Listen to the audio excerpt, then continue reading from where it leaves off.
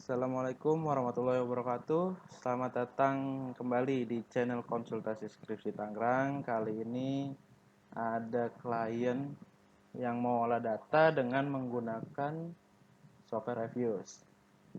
Oke, kita langsung aja. Yang perlu disiapin sebelum kita olah data itu ada beberapa hal. Yang pertama, konsepnya dulu. Konsepnya itu kita bikin dulu nih kayak gini, kayak ini teknik analisis data, uji apa aja, kayak uji modelnya tuh ada uji chow test untuk milih antara common effect dan fixed effect, terus ada uji Hausman, ada uji LM test, terus ada uji asumsi klasik. Kita susun dulu aja kayak gini biar mempermudah nanti. Oke, dan di sini udah ada Excelnya juga yang udah diolah. Di sini ada perhitungannya. Gua nggak usah rinciin ya perhitungannya karena masing-masing beda variabelnya. Nih data yang udah direkapnya aja yang udah jadinya yang bakal kita olah di Fuse. Oke, di sini kita langsung buka aja Fuse-nya. Yang pertama kita buka dulu work file-nya. Kita buat dulu.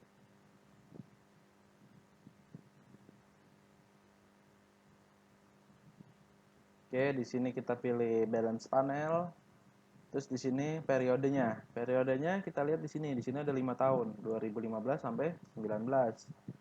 Sampelnya di sini total sampelnya ada 40, artinya ada 8 perusahaan karena 5 dikali 8 itu 40 kan hasilnya. Oke. Berarti ini ada 5 tahun pengamatan dan 8 perusahaan. Berarti di sininya 2015 karena perusahaannya itu diteliti mulai dari tahun 2015 sampai 2019, number of cross sectionnya itu 8. Oke, kita langsung oke aja di sini. Lanjut, setelah itu kita langsung buat variabelnya. Caranya klik kanan, new object. Di sini kita pilih series. Di sini namain aja X1. Oke, selanjutnya kita copy. Nah, langsung Ctrl V aja bentuk X2, Ctrl V lagi X3, Ctrl V lagi X4.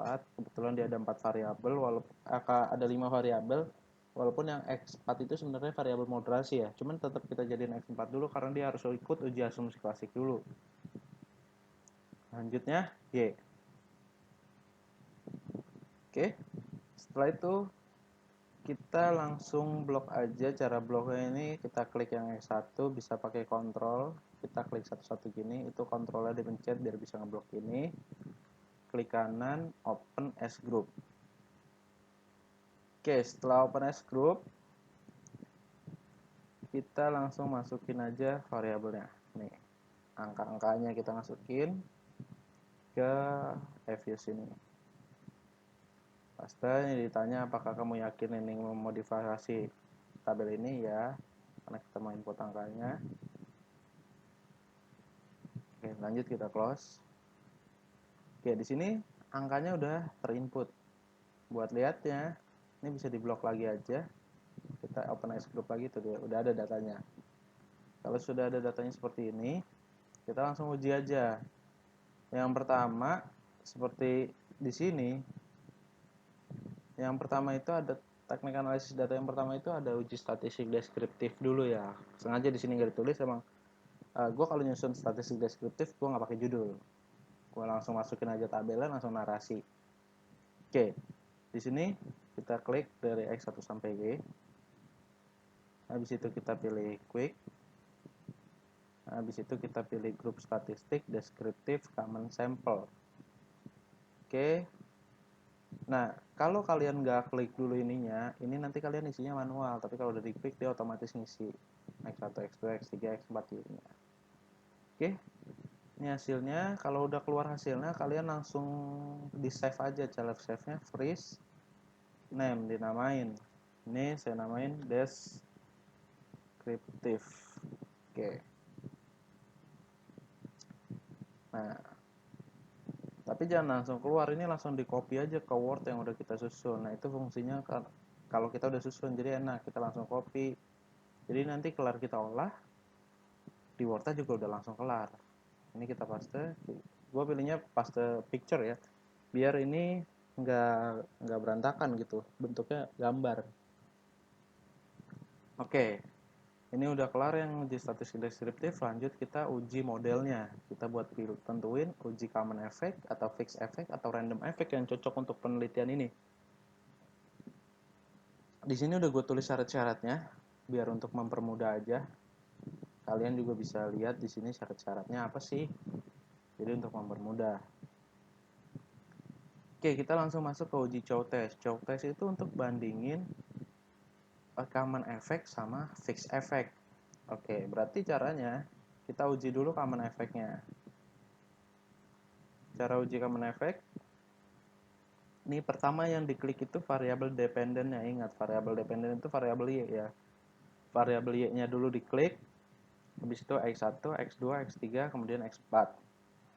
Kita klik kanan, open as equation. Nah, di sini kita pilih yang non.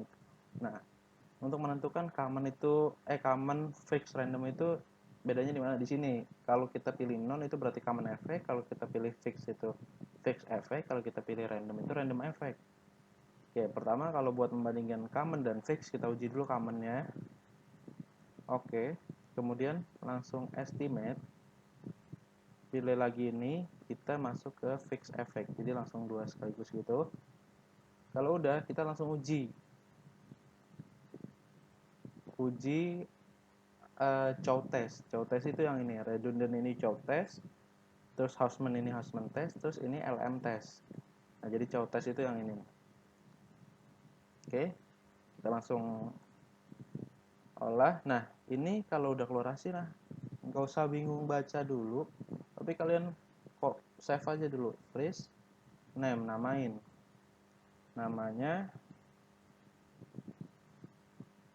Namanya itu chow. Oke, terus ini kita blok karena yang dibaca ini ya cross section C-square ini. Kita copy, langsung kita taruh di sini, chow test. Oke, nah untuk bacanya nanti belakangan aja nggak masalah, jadi biar sekaligus,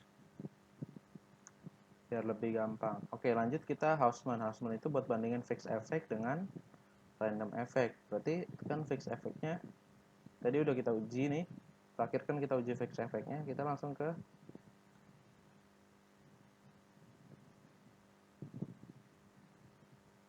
sorry, ini yang chow-nya tadi gue salah save ya, harusnya yang di save tuh yang freeze-nya aja. Soal freeze-nya ini gue save jadi chow. Oke, kita close. Nah, selanjutnya buat uji Hausman, kita klik ya tadi, Y-nya dulu, ingat, X1, X2, X3, X4. Nah, biar lu nggak bingung deh, gue mulai dari ulang. Artinya, kalau fix diadu sama random, fix-nya dulu baru random yang diuji. Nah, ini kita uji dulu fix-nya. Baru habis itu langsung estimate, kita uji randomnya. Oke. Setelah itu langsung uji Hausman-nya. Nah, ini hasilnya Hausman. Nah, ini di freeze, ingat, nah, langsung di save. Nah, Hausman. Oke, jangan lupa ini langsung di copy. Copy langsung dipaste ke Word-nya. Oke, di sini udah ada hasilnya. Terakhir untuk uji model itu ada LM test. LM test itu buat bandingin random dengan common. Cara ujinya gimana? Random dengan common. Cara ujinya sama. Ini di close dulu semua. Ingat, random dengan common berarti random dulu baru common yang diuji. Ini kita klik kanan langsung open as equation. Kita pilih random. Di situ estimate lagi kita pilih common yang non. Oke, langsung kita uji pakai LM test. Nah, LM test di sini kalau kawan-kawan kalau teman-teman ada yang nggak bisa klik ini atau error, ada apa message error gitu, kalian bisa pakai add-in sini nih yang Brown-Spagam random effect LM test. Nah, tapi ini kalau baru pertama ini nggak ada. Kalian harus download add-ins dulu. Download, ntar kalian di situ cari namanya BP test. BP test. Kalau udah baru dia bisa nongol. Oke. Oke. Nah, untuk saat ini gue langsung dari sini aja. Nah, ini hasilnya. Freeze name. Ini namanya LM aja. Oke. Nah, di sini langsung copy juga.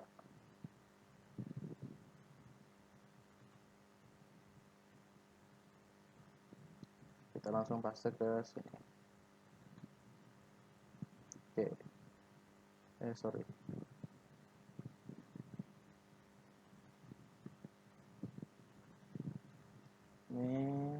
Ini udah keluar semua hasilnya. Oke, uji model itu menentukan model mana nih antara common, fix, sama random, mana yang mau kita pakai untuk uji di bawah nih, uji asumsi klasik dan hipotesis. Artinya model mana yang kita pakai buat penelitian kita. Nah, itu ditentukan dulu di sini. Oke, ini kan udah di save, kita close aja. Oke, kita langsung baca aja deh. Yang pertama, Chow test. Jika nilai probability cross section chi-square kurang dari 0,05, ingat nilai cross section chi-square nih, probability berarti yang prop ini nilainya kurang dari 0,05, maka kita akan memilih fixed effect. Nah, ini kan nilainya kurang dari 0,05, berarti kita pilih fixed effect gitu. Kalau nilainya lebih dari 0,05, kita akan pilih common effect gitu. Oke, lanjut. Berarti fixed effect menang tuh yang pertama. Berikutnya Hausman test. Jika Hausman test menerima H1 atau, nah kalau kalian bingung ini gak usah dibaca deh. Langsung aja. Jika Hausman test nilai p-value-nya kurang dari 0,05. Jika p-value, langsung aja, jika p-value kurang dari 0,05, maka yang kita pilih fixed effect.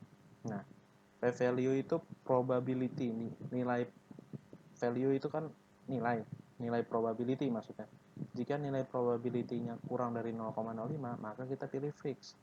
Ini kan nilainya 0,26, berarti kan lebih dari 0,05.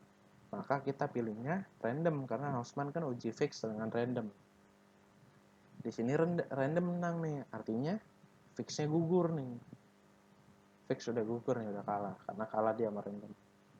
Nah, cuman bisa nggak kayak common ngalahin si random? Kita uji lagi di LM test namanya. LM test itu kita lihatnya dari nilai ini nih, yang Brown-Spagam ini, yang bawahnya ini nilai cross section. Kita bakalnya kalau nilai itu lihat nilai cross section ini yang 0,000 ini. Ya nggak pasti segini sih nilainya, beda penelitian beda angkanya bisa jadi. Oke, apabila nilai p-value, nilai probability ya, cross section ini nih lebih besar dari 0,05. Kalau nilai ini lebih dari 0,05, maka estimasi yang terbaik adalah common effect. Kalau nilainya lebih dari 0,05, yang menang tuh common. Karena ini kurang dari 0,05, berarti yang menang random. Random menang lawan fix di sini juga menang lawan common. Artinya yang kita pakai itu random effect. Oke. Ini nanti tinggal dibikin aja narasinya. Tinggal dijabarin aja. Oke, gue kasih contoh ya satu. Nih, gampangnya gini aja kalian bikin kalimat. Dalam pengujian Chow test, dasar pengambilan keputusannya adalah, gitu aja bikinnya. Dalam pengujian Chow test, dasar pengambilan keputusannya adalah jika nilai probability cross section chi-square kurang dari 0,05, maka kita akan memilih fixed effect. Dan sebaliknya, apabila nilai probability cross section lebih dari 0,05, maka kita akan memilih common effect. Titik. Jadi pertama tuh kita jelasin dulu syaratnya. Kedua kita jelasin hasilnya. Berdasarkan hasil pengujian statistik diperoleh nilai probability cross section chi-square sebesar 0,000, di mana nilai 0,000 lebih kecil dari 0,05, sehingga Ini sehingga fixed effect merupakan model yang lebih baik daripada common effect gitu. Nah, yang lain juga begitu aja bikinnya, simple. Jadi gampangnya itu pokoknya pertama syaratnya, habis itu dijabarin hasilnya gimana. Gitu aja, dua kalimat itu, bikin dua kalimat aja cuma dipanjangin. Oke, berikutnya kita uji normalitas. Oke, uji normalitas berarti kita uji dulu tuh yang random efeknya. Karena kan dia yang menang nih, kita uji nih random efeknya. Oke, nah kalau udah masuk pengujian, misalnya C-nya gue pindahin ke depan. Karena biar konstantanya tuh ada di atas.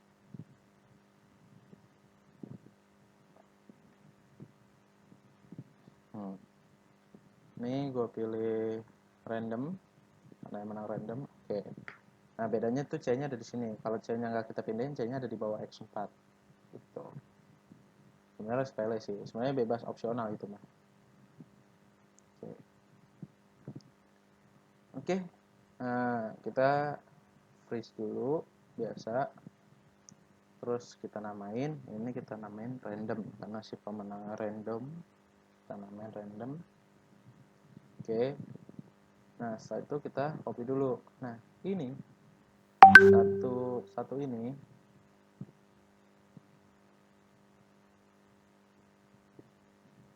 oke, satu ini itu udah bisa ngewakilin beberapa hasil. Jadi koefisien itu bisa buat lihat analisis regresi linear, terus tes statistik tunjuk uji T gitu. Oke, kita langsung copy aja. Ini analisis regresi linear itu pakai tabel ini. Uji T juga pakai tabel ini, cuman beda bacanya. Kalau regresi linear itu lihatnya dari tabel koefisien, kalau uji T lihatnya dari tes statistik dan probability gitu. Oke, lanjut. Kita langsung masuk ke ini kita pilih-pilihin dulu artinya mana aja yang bisa dipakai. Nah, di sini juga ada yang bisa dipakai nih. Nah, ini kita copy. Jadi adjusted R square itu dipakai untuk koefisien determinasi, terus F statistik dan probability F statistik itu dipakai untuk uji F, terus Durbin Watson itu dipakai untuk uji autokorelasi. Oke, berarti ini masukin uji F. Nah, karena di sini ada F statistik dan F probability untuk uji F, terus kita masukin di sini determinasi karena ada nilai adjusted R square untuk nilai determinasinya, terus ada uji autokorelasi. Jadi sekali olah itu udah ada 5 uji itu di dalam situ. Durbin Watson untuk uji autokorelasi. Oke, selanjutnya kita masuk ke uji normalitas. Caranya gimana? Caranya gampang. Uji normalitas, ini hasilnya kan tadi hasil yang random itu kita ke view residual diagnosis, kita pilih histogram normality test. Nah, di sini kalian cukup lihat nilai probability ini. Kalau nilainya lebih dari 0,05, maka dia normal. Di sini kan nilainya probability-nya kan 0,1. Nah, 0,1 kan lebih besar dari 0,05. Maka dia normal datanya. Biasanya kita freeze, kita kasih nama normalitas. Oke, nah ini kita bisa copy, masukin di sini. Oke, ini uji normalitasnya udah. Lanjut ke uji multicall. Oke, uji multicall caranya gampang. Tapi kalau uji multicall tuh sebenarnya biasanya gue uji terakhir sih. Karena di sini masih ada uji randomnya. Jadi gue langsung masuk ke uji heteros dulu. Kita ke view, kita pilih grafik. Oke, gampangnya kalau uji heteros itu, kalau grafiknya ini berantakan, kan bentuknya berantakan ya, nggak bentuk pola, nggak bentuk apa kan, berantakan aja dia, acak-acak, kadang turun, kadang naik, nggak jelas lah. Nah itu berarti bagus, artinya terbebas dari gejala heteros. Tapi kalau bentuk pola, misalnya zigzag, naik turunnya berpola gitu, nah itu nggak boleh, itu berarti dia ada masalah tuh datanya. Oke, ini kita freeze lagi, kita kasih nama heteros plastisitas. Oke, kita copy, kita masukin di sini heteroskedasticity test. Oke, ini boleh dikecilin, nggak masalah. Oke, lanjut yang terakhir itu, nah itu dia apa gue bilang multicol itu gue taruh terakhir karena paling simpel kan. Ini di close aja, nah di close,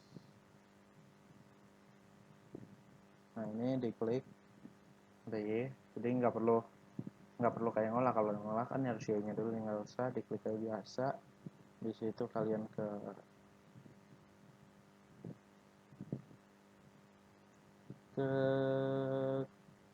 quick, terus grup statistik kalian pilih correlation.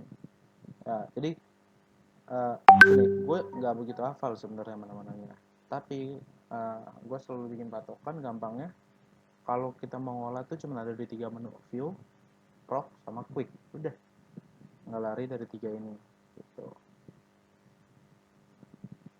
Oke, kita correlation. Oke, ini kita freeze dulu, kita namain dulu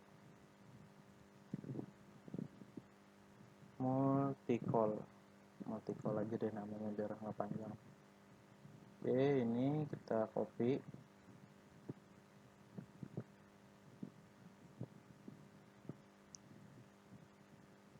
kita masukin di sini. Oke, nah kalian pasti agak bingung nih baca multicol gimana sih, angkanya banyak, nggak semuanya dibaca. Nah, untuk X1 yang dibaca itu cukup ini, yang X1 ke X2, ini kan X1 sama X2 ketemunya. Nah, ini angkanya, X1 sama X3 ini angkanya. Nah, X4, jadi kalian baca ini. Untuk yang X2, ini. Untuk yang X3, ini. Udah. X4 nggak usah, karena X4 ketemu X1 kan udah ada di sini. X4 ketemu X2 udah di sini. X4 ketemu X3 udah di sini. Jadi kita tuh menilai korelasi antar variabel independen. Ingat, antar variabel X. Antar variabel independen itu berarti antar variabel X. Jadi antar variabel X itu nggak boleh saling berhubungan. Nah, lihat hubungannya gimana. Selama angkanya tidak lebih dari 0,9, artinya dia tidak memiliki hubungan. Nah, ini kan yang X1 aman nih, tiga-tiganya ke X2, X3, dan X4 nggak ada lebih dari 0,9. Yang X2, yang ke X1-nya nggak usah dinilai lagi karena kan di sini udah ada. Jadi langsung aja ke X3 dan ke X4 aman. Nah, yang X3 langsung aja yang ke X4 aman juga. Nah, berarti udah lolos semua nih karena nilainya nggak ada yang lebih dari 0,9. Oke, selanjutnya untuk klien kali ini dia ada tambahan variabel moderasi seperti yang di awal gue bilang. X4-nya itu sebenarnya moderasi. Nah, kita langsung olah uji moderasinya. Yang pertama kita harus bikin variabel interaksinya dulu namanya. Variabel interaksi itu variabel independen dikalikan dengan variabel moderasi. Oke, di sini variabel moderasinya X4 ya. Cara bikin variabel interaksinya itu kita tinggal klik genre ini, oke. Enter equation kita namain dulu karena di sini X-nya ada 3, berarti nanti ada M1, M2, M3, artinya moderasi 1, moderasi 2, moderasi 3. Nah, yang pertama tuh M1 sama dengan X. Nah, ini kalian klik X saja. Nanti di sini ada suggestionnya gitu. Tinggal pilih X1 kalinya tuh pakai bintang. Terus X lagi. Antara di suggestionnya pilih X4. Jadi X1 dikali X4. Pokoknya dikalinya situ dengan moderasinya. Kalau udah oke, bikin lagi M2 dan M3. M2 sama dengan X2 dikali X4. Oke, kemudian bikin lagi M3 sama dengan X3 dikali X4.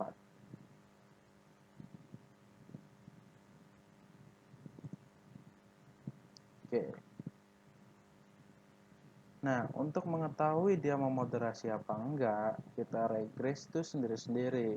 Jadi regressnya pertama, jadi kita mau lihat moderasi yang pertama tuh mau moderasi apa enggak sih. Caranya pertama dependennya dulu tetap.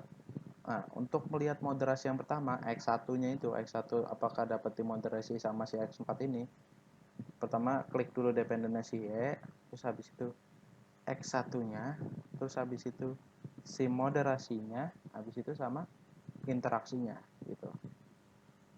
Nah, setelah itu open as equation. Nah, bentuknya bakal gini, X1, X4 sama M1. X4 ini si Z itu ya. Oke, biasa C-nya kita pindahin ke depan karena gue lebih suka C-nya posisi di atas. Oke. Nah, untuk moderasi sendiri gue nggak temuin sumbernya. Sumbernya misalnya kita tadinya pakai random, apakah dia tetap pakai random apa enggak. Tapi di sini gue tetap pakai random karena kan di awal pemenangnya si random gitu. Tetap pakai random effect, nanti hasilnya bagaimana kita lihat. Oke. Nah, di sini kalian gak usah pusing bacanya dulu, kalian copy aja dulu. Di sini biasa freeze dulu name.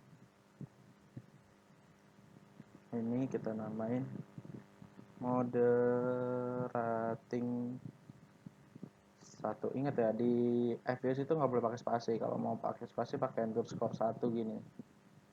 Oke, moderating 1. Oke. Nah, ini tuh di copy tabelan ini. Copy. Nah, di sini kalian tinggal terusin MRA. Ini yang 1. Ini M1 dulu deh, kita namain gitu dulu. Nanti ada M2. Ada M3. Oke, di sini kita masukin tadi tabelnya. Oke, nanti gue ajarin ya cara bacanya. Sekarang kita kelarin dulu M2 sama M3-nya.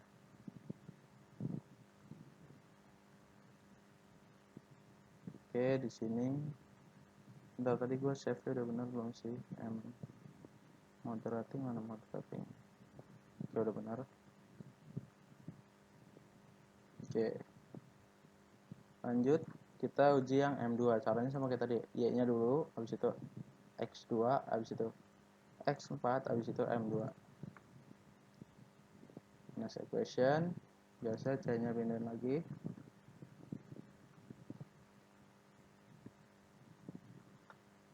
Kita pilih random lagi. Oke, ini hasilnya ya sama kayak tadi, gak usah dibaca dulu, kita save dulu, kita pindahin dulu, nanti biar gampang bacanya, biar kalian tuh yang penting kelar dulu susunannya, jadi nggak pusing sama moderating, nggak pusing sama bacanya dulu. Jadi kalian susun dulu sampai selesai baru baca. Copy, kita masukin ke Word. Oke, selanjutnya yang M3. Yang M3 caranya sama aja, Y-nya dulu sama kayak tadi, terus X3, terus Z-nya sama M3. Next equation, pindahin dulu ke depan biasa.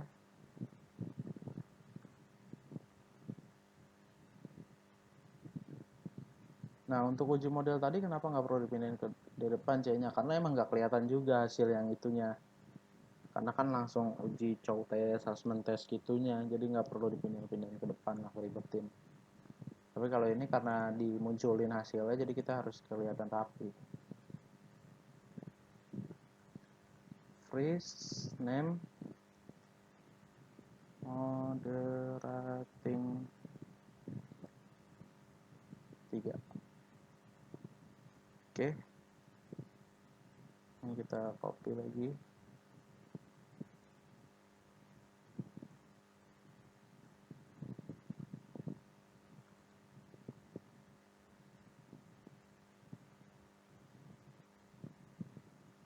Oke.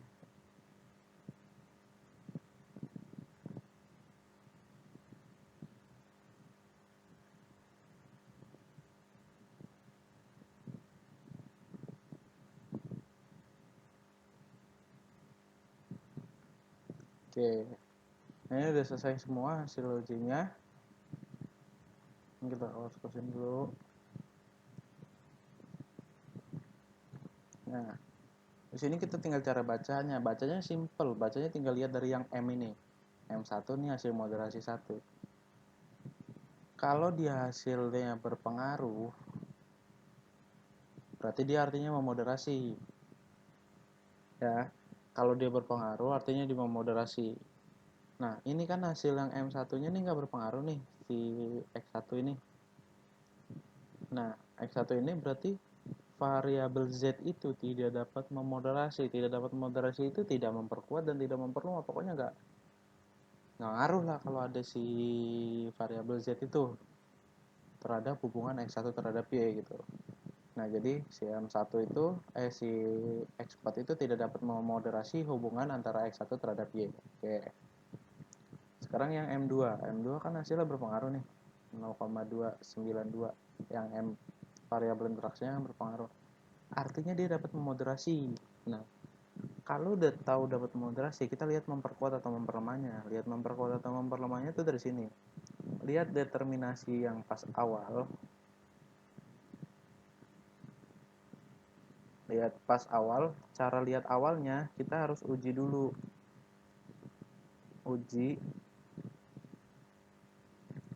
di bentar. Ini X2 diuji biasa aja. Kita uji pakai random. Nah, X2 itu kan probability-nya itu probability adjusted R-square-nya 0,14 ya kan 14% lah. 14%. Setelah di moderasi nih setelah di moderasi yang bisa dilihat di sini hasilnya jadi mana aja 0,2 berarti kan nilainya meningkat, artinya determinasinya kan meningkat, artinya dia memperkuat seperti itu. Nah, berarti yang X2 ini si X4 ini dapat memperkuat hubungan antara X2 dan Y. Kayak yang X3 juga, yang M3 juga hasilnya tidak memoderasi. Oke, untuk moderasi itu simple aja kayak gitu hasilnya. Ini sumbernya, ini gua rangkum dari buku Imam Ghazali sebenarnya untuk yang moderasi ini. Jadi caranya begitu. Di buku Multivariate SPSS itu cara bacanya begitu. Dia lihatnya sebenarnya intinya dari M. Oke, terima kasih yang telah memberikan waktunya. Terima kasih udah saksiin video ini. Kalau bermanfaat, kalau kalian merasa terbantu dengan video ini, bisa like, share, subscribe channel ini. Bantu share ke teman-teman kalian yang juga lagi nyusun skripsi dan kesulitan buat ngolah data dengan software Reviews. Kurang lebihnya gue minta maaf. Wassalamualaikum warahmatullahi wabarakatuh.